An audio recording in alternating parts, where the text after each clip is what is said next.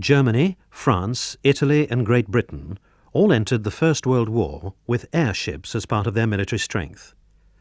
Although airships were used extensively during the conflict, only the Zeppelin raids over London remain as a lasting memory. Initially, the use of the airship as a strategic bomber was successful. It was possible to inflict damage and not come to any harm. However, the British defences improved to such an extent that airship losses became intolerable and strategic bombing was therefore abandoned. In retrospect, it can be seen that the episode was a failure. Little damage was done on the ground and the losses were enormous. During the 1920s, the United States commissioned 3 rigid airships. ZR-1, which became the Shenandoah, was the first airship to be inflated by helium.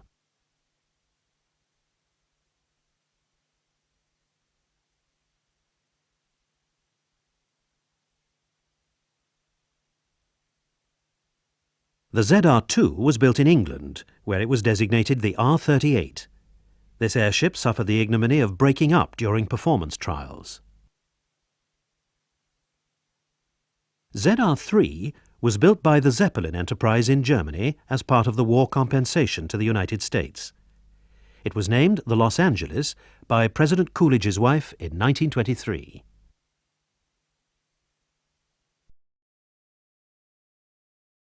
During the early 1930s, the U.S. Navy built 2 huge airships which were designed to carry out scouting duties for the fleets. These airships, the Akron and the Macon, were capable of carrying up to 5 aircraft each.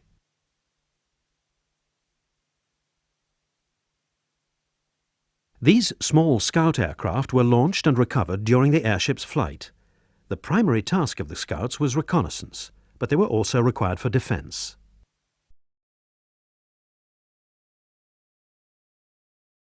Defending these huge airships was a problem. In limited sea trials in the Caribbean, the Macon was repeatedly killed. The Akron and the Macon could only be successful in large oceans, where they could effectively lose themselves in the wide open spaces. Lieutenant Commander Wiley was given the task of proving the Macon in the role of scout. He decided to try to find the cruiser Houston, which was somewhere in the Pacific en route to Hawaii. President Roosevelt was on board. The operation was a success, and the small scouts were able to buzz the cruiser when it was over 1,500 miles from the nearest land.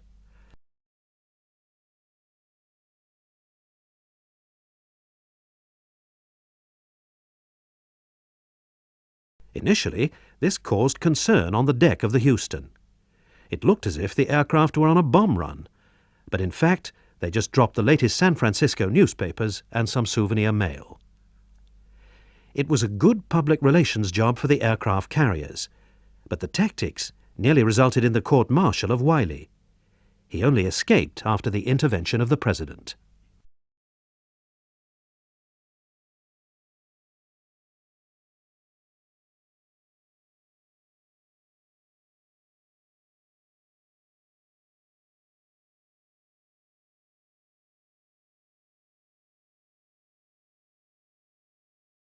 The Akron came down in a storm in 1933, and 2 years later the Macon ditched in the Pacific.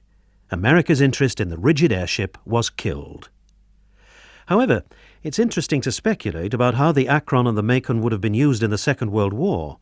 In particular, would the U.S. Navy have been taken by surprise at Pearl Harbor?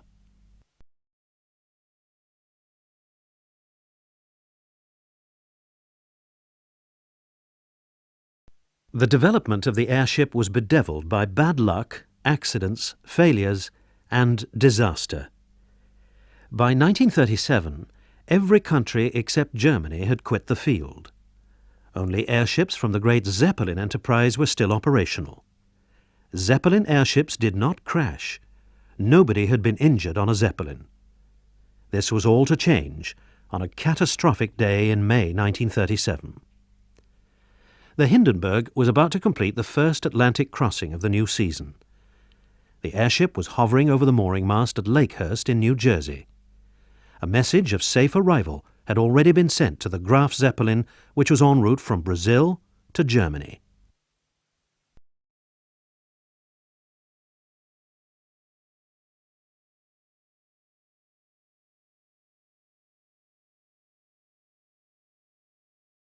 The message, though, was premature.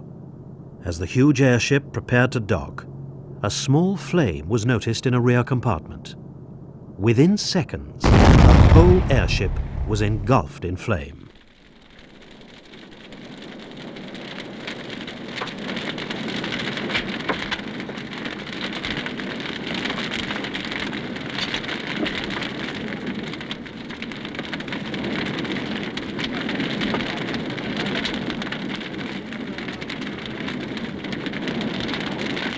This was the final straw.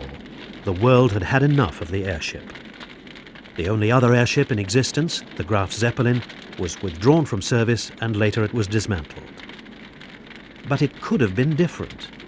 If helium gas had been used instead of the highly flammable hydrogen. If engineering necessity had been given greater priority than political expediency. Or if the world had consisted of one large continent and sea travel had not been an option.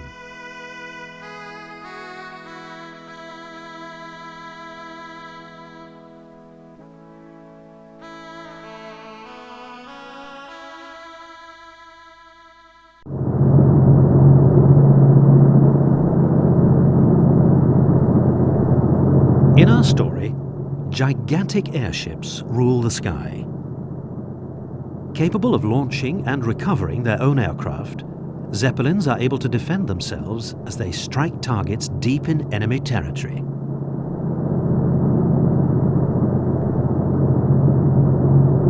The Emperor Thantos Araya was the ruler of Caranthia, but Araya had a problem. His son Otto was sickly and weak.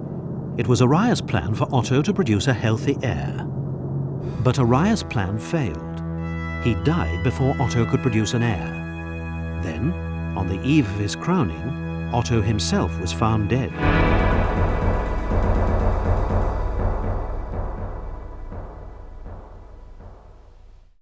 It does not matter whether or not Otto's death was natural. What is significant, though, is the fact that there is no legitimate heir. Emperor Araya also has 4 daughters, and it is through them that the contenders make their claims. Duke Wilhelm Tyrannus, the belligerent leader of the north region of Caracas, has been preparing for this campaign for all of his adult life. Marrying one of the emperor's daughters is just one step in the preparations. Duchess Gabrielle de Rosia of the Eastern District of Mercia is the most arrogant of the late emperor's daughters. She does not believe the fact that being a woman should stand between her and the throne. Gabrielle means to continue the Arayan dynasty. Duke Ivan Paratrados, married to the 3rd daughter, is from the southern region of Revont. He is concerned that Duke Tyrannus will become a tyrant, and so decides he must make a stand now. He hopes to achieve his aims through diplomacy rather than through violence. Duke Rowan Malhides, the husband of the 4th daughter, is the leader of the western region of Chanandon. The worsening political situation in Caranthia has meant that he has been forced to return from a relief mission in the earthquake-torn country of Barunda. In air power, you take on the part of one of these contenders, your aim being to reach the capital and claim the throne. Before attempting to make this claim, though, you must go on a campaign to gain the majority of the support in the empire. If you move to the capital too soon, you're likely to get the chop. The character of each contender is different. You must play the part and attempt to gain support in a way which is consistent with your character. Sometimes diplomacy will work. But often, a show of force will be necessary.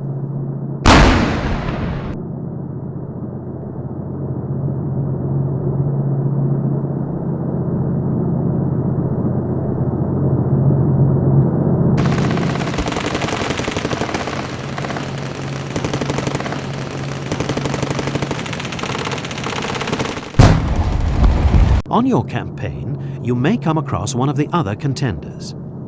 A fleet-to-fleet encounter is highly significant. At a stroke, you can knock out a third of your opposition. Obviously, there's also a risk of sudden death. On sighting another fleet, red alert is sounded. Pilots race to their combat stations.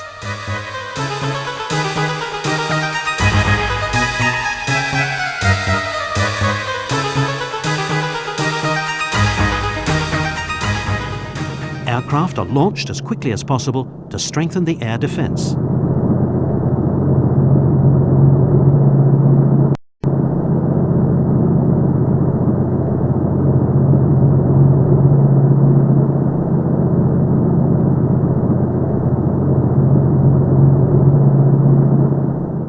If a carrier airship is caught unprotected, then the end is usually quick.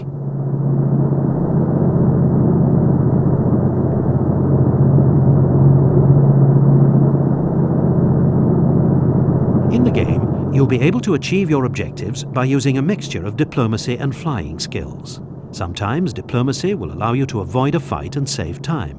After all, you're in a race against the other contenders. In the end, though, it's the flying that is important. You will be involved in air-to-air combat, airstrikes, escort missions, and fleet-to-fleet encounters.